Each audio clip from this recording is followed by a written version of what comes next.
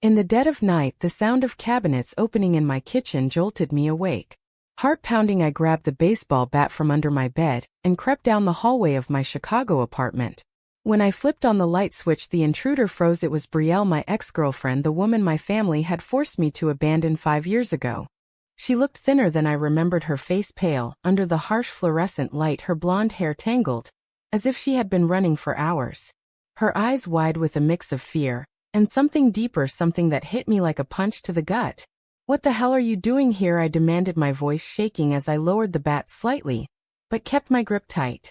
Brielle raised her hands slowly, her voice a whisper. "Quinn, please don't call the police." I didn't know where else to go. The words hung in the air between us, heavy with the weight of everything we had lost. 5 years. 5 years since that awful day when my mother had sat me down in our family home in the suburbs and laid out the ultimatum. Either I ended things with Brielle, or they would cut me off completely. No more tuition support, no inheritance, no family. At 23, I had been terrified of losing everything I knew. So I did it. I broke Brielle's heart and my own with a cold text and then ghosted her completely. Now here she was standing in my kitchen like a ghost from the past. I stepped closer, my mind racing with questions. "How did you even get in?" I asked, trying to sound angry, but the crack in my voice betrayed me. "The spare key under the mat. You never changed the hiding spot," she replied with a weak smile that didn't reach her eyes. "Old habits." I moved to the counter, putting space between us. "Tell me everything, Brielle." "Why now?" She sank into a chair at the small table, her shoulders slumping. "I lost my apartment today. The landlord found out about me from some gossip at my old studio job. Discrimination, they called it, but really they just wanted me out. And after everything that happened with my last relationship, I couldn't face being on the streets. You were always my safe place, Quinn, even after." Her voice trailed off, but I knew what she meant. Even after I betrayed her. The guilt that I had buried for years surged up, making my chest tight. I turned away to pour a glass of water for both of us, my hands trembling.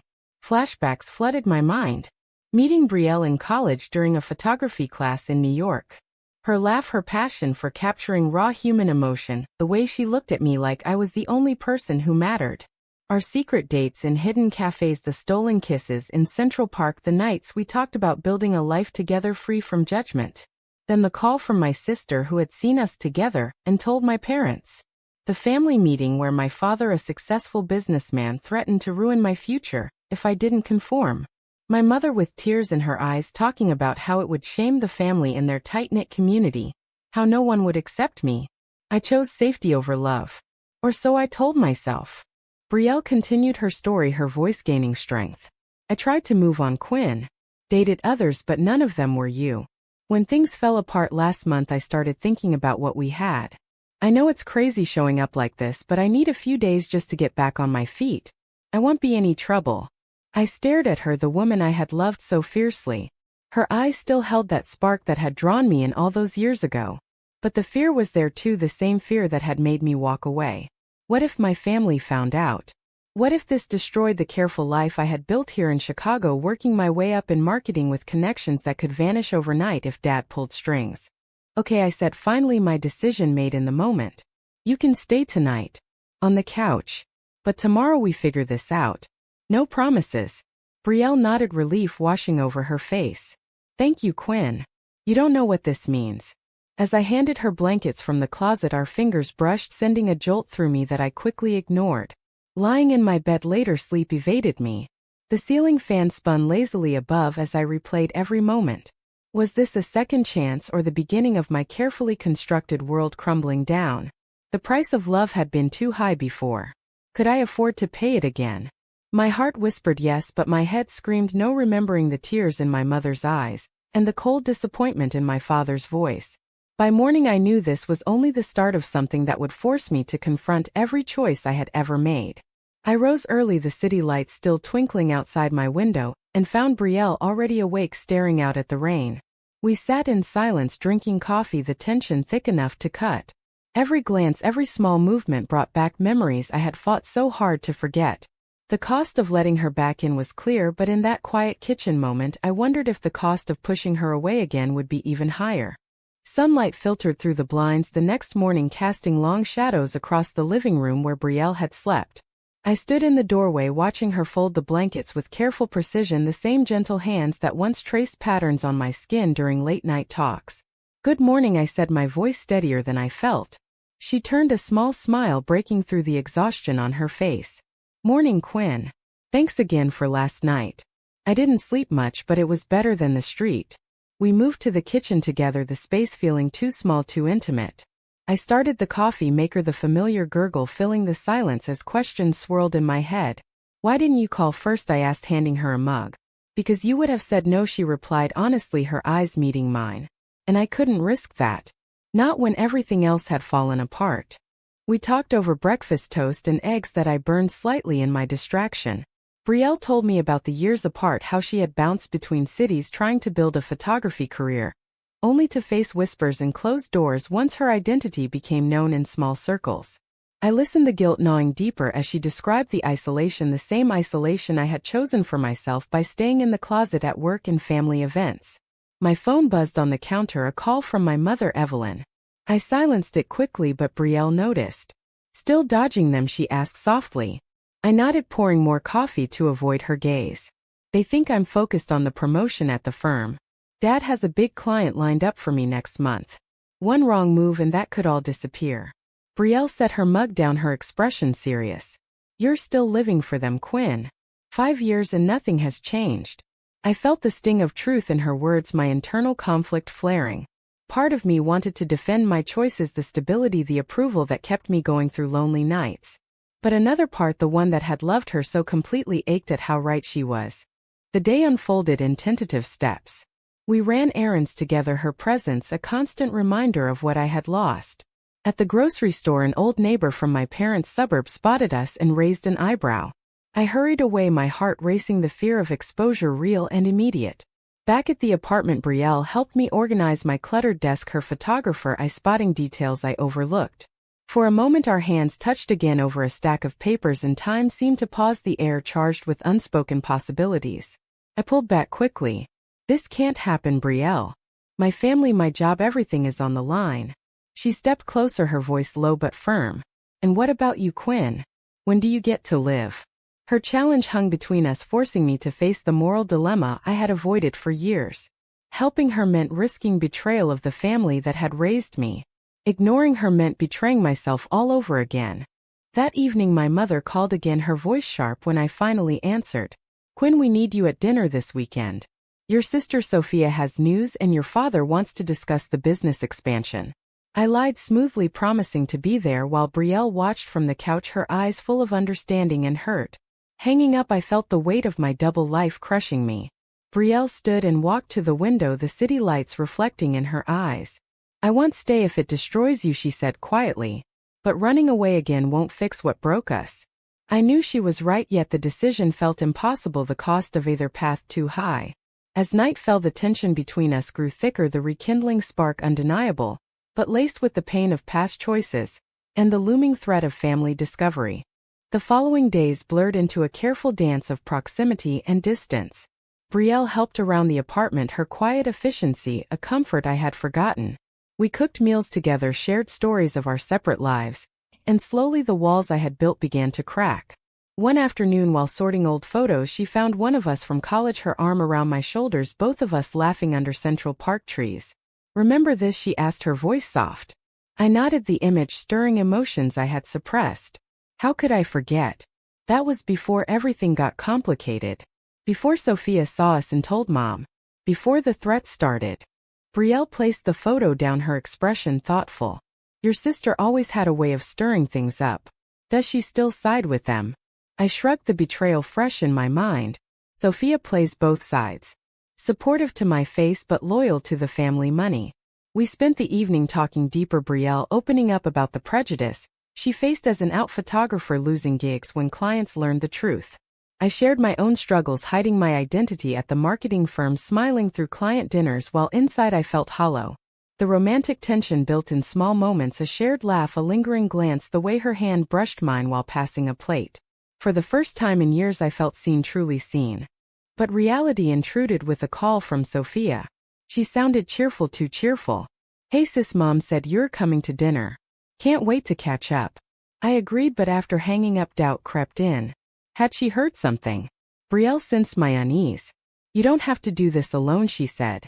But I knew involving her would only complicate things. That night we sat on the couch watching an old movie, The Closeness Electric. When the credits rolled, Brielle turned to me. I never stopped loving you, Quinn. Even when you left. The confession hung heavy, my heart pounding with the same love I had denied. I wanted to reach for her to let the walls fall, but the fear of consequences stopped me. What if this choice cost me my family, my career, the security I had sacrificed everything for? The next morning Sophia showed up unannounced, her eyes widening when she saw Brielle in the kitchen. What is she doing here, Quinn? She demanded, her tone sharp. The confrontation erupted, fast accusations flying. You promised Mom you were done with this lifestyle. I stood between them, my voice rising. This is my life, Sophia. You don't get to dictate it. Brielle stayed silent, her face pale, the pain of being the outsider clear. After Sophia left, slamming the door, the silence was deafening. Brielle packed her bag quietly. I should go before this gets worse. I grabbed her arm, the decision tearing me apart. No, stay. But the cost was mounting, the family pressure closing in like a vice. That evening alone I stared at my reflection, wondering how long I could keep balancing on this knife edge before everything broke. Family dinner arrived like a storm cloud. I drove to the suburbs alone, Brielle waiting back at the apartment with a promise to stay out of sight. The table was set with Mom Evelyn's best china, Dad at the head, his stern gaze assessing me immediately. Sophia sat beside him, her smile tight after our earlier clash. We talked business, the expansion plans, my role in landing the new client. But the undercurrent was clear. Any sign of weakness and the support would vanish. Midway through, Mom leaned in. Quinn, we heard rumors about you seeing someone from the past. My fork froze, the moral dilemma crashing down. I lied again, claiming it was work-related, but Sophia shot me a knowing look, the betrayal simmering. Back home the argument with Brielle exploded. She had overheard a voicemail from Mom and confronted me. You're still hiding me, Quinn. After everything. I defended myself, the internal conflict raging. What do you want me to do, throw away my whole life? The words cut deep, Brielle stepping back as if slapped. I never asked you to choose me over them. But I asked you to choose yourself. The confrontation left us both raw, the price of my indecision clear in her hurt eyes. Sophia called later, her voice laced with warning. Mom knows, Quinn. Fix it or we all pay. The family loyalty I had clung to now felt like chains. That weekend a work event forced the worlds to collide. I attended with colleagues, Brielle insisting on coming as moral support from afar. At the venue old feelings surfaced during a quiet moment in the hallway, our hands linking briefly, the romantic pull undeniable. But when a family associate spotted us, the panic set in. I pulled away, the decision weighing heavy. Later at home, Brielle faced me. If you can't stand by me, then I have to leave. The trade-off was stark, my career stability versus the love that had defined me. I chose to let her stay one more night, the guilt and awakening mixing in equal measure.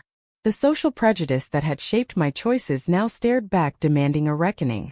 The ultimatum came via a family meeting, Mom and Dad at the dining table, Sophia beside them like a sentinel.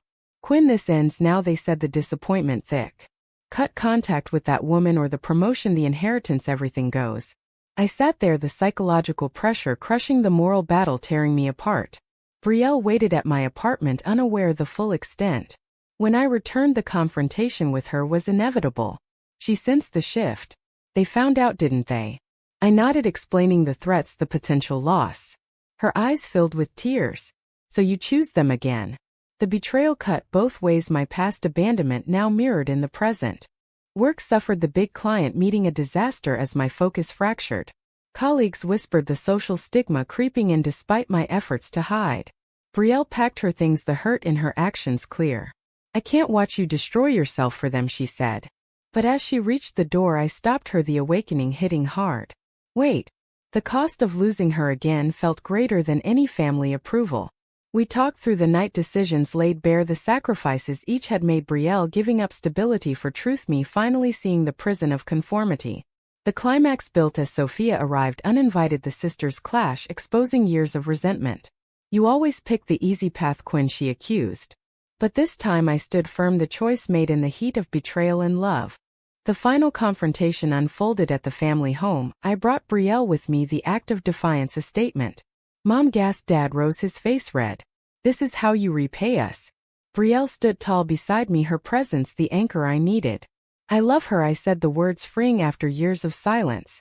The family fallout was immediate, threats of disownment, the business ties severed. Sophia turned away, the betrayal complete. Back in Chicago, Brielle and I faced the aftermath. My career stalled but my spirit awake.